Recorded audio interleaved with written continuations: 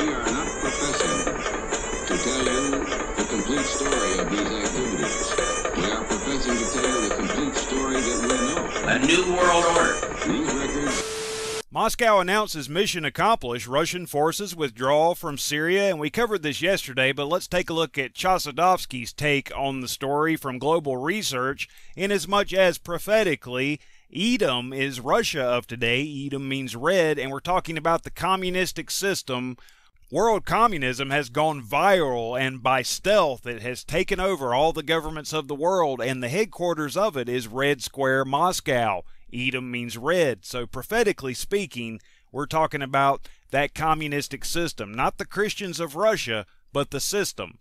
And Chossudovsky says in his article, Russia is to maintain a military presence at its naval base in Tartus, the Tartus port, which is in Syria on the Mediterranean, and at the Khmeimim air base. In fact, Russia is withdrawing without withdrawing. The announcement of Russia's withdrawal is nonetheless timely and significant. It is strategic.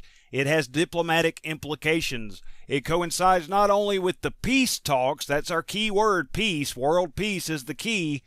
It also confirms continued Russian military presence in Syria. Moscow announces an official withdrawal while maintaining its military presence, its military aid, and cooperation program with Damascus. And as we printed on the front page of this month's newsletter, what did God have to say about Damascus? You can read of it in Amos chapter 1. Its military and intelligence advisors and special forces, its support and advisory functions pertaining to Syria's S-400 air defense systems, its support with regard to logistics and military planning. Russian aerial assets are staying in Syria, including their sophisticated S-400 anti-aircraft missiles that were deployed to the country after the Turkish air defense shot down a Russian fighter jet over the Latakia Governorate. So in reality, the Russian Marines stationed in the Latakia Governorate are not currently needed anymore, making matters worse for the opposition. The Syrian armed forces and their allies are situated at both the eastern and western borders of the Idlib Governorate, leaving them with 15 kilometers of the strategic cities of Jasir al-Shughur and Sarakib, Al-Masdar News reported on March 14, 2016. And there's a tweet that says Russia deploys cutting-edge S-400 air defense system to Syrian base after Su-24 downing from RT.com there, that tweet was. Moreover, the timing of this withdrawal remains unclear. Putin confirmed that it would formally start on March 15th. What will be the time span? What forces will be withdrawn? What forces will be retained? Moreover, many of Russia's military operations are coordinated and carried out from Air Force and missile launching facilities in the Russian Federation.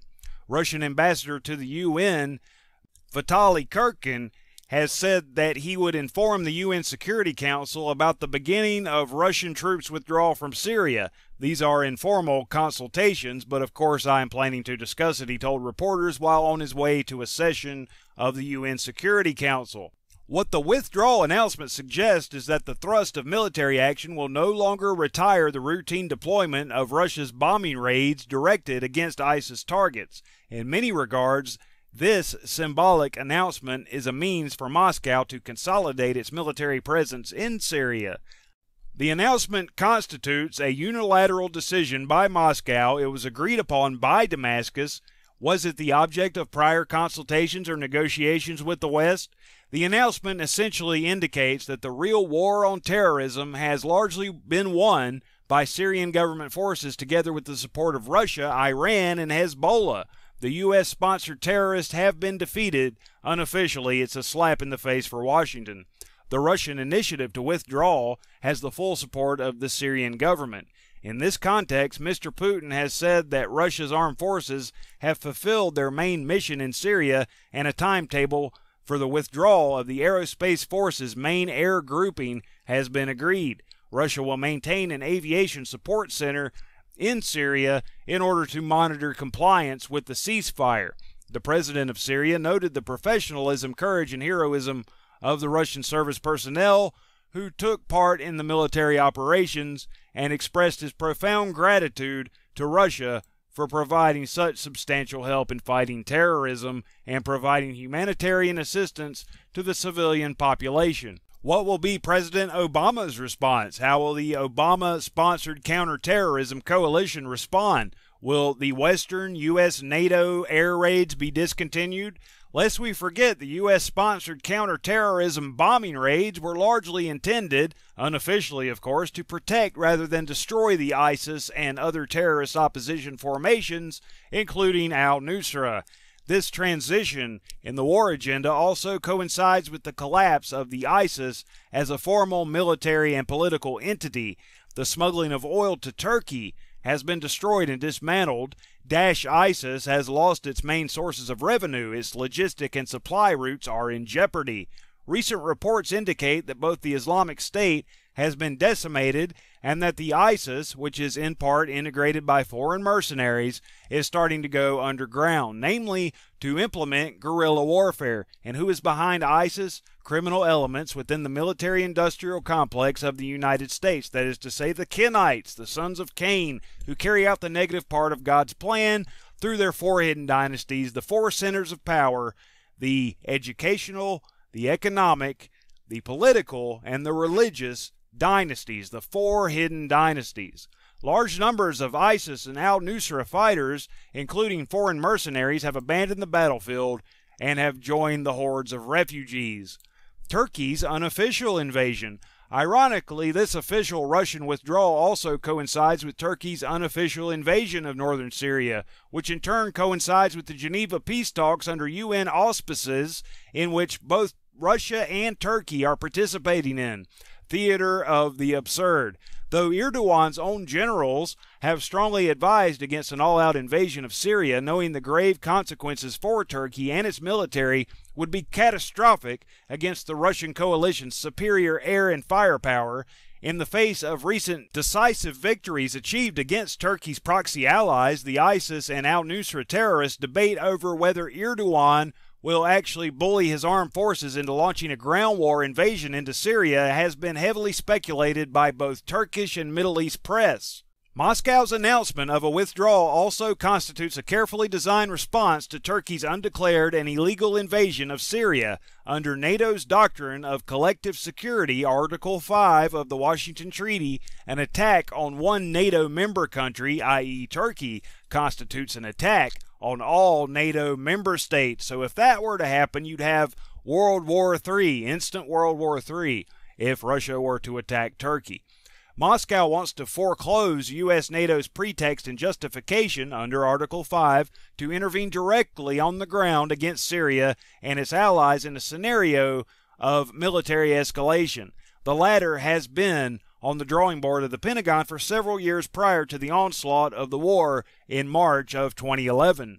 In this regard, President Putin's decision to withdraw indicates that Russia wants to avoid direct clashes or incidents with Turkish forces, which could potentially lead to escalation. While Moscow seeks to consolidate its position in the diplomatic arena, Washington continues to insist at the Geneva talks that the only avenue is regime change, requiring President al-Assad to step down. And there you have it, more Jacob versus Esau. Even when they were twins in their mother's womb, Jacob and Esau fought against each other. And now, here in the end times, in this final generation, the generation of the fig tree, Jacob is the Christian nations, and Esau is the communistic non-Christian nations. The communistic system, not the Christians of Russia, but the system.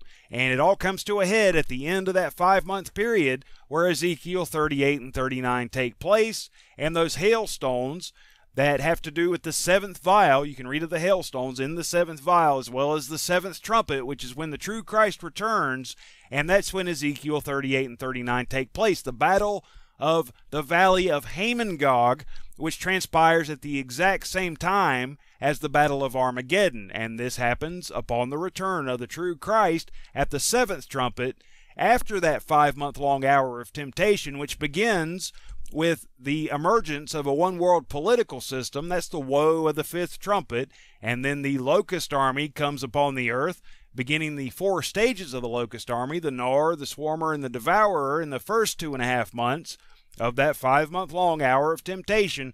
Then a deadly wound occurs to that one world system, and then Satan appears as Antichrist. And that's when it goes from being a one world political system to a one world religious system.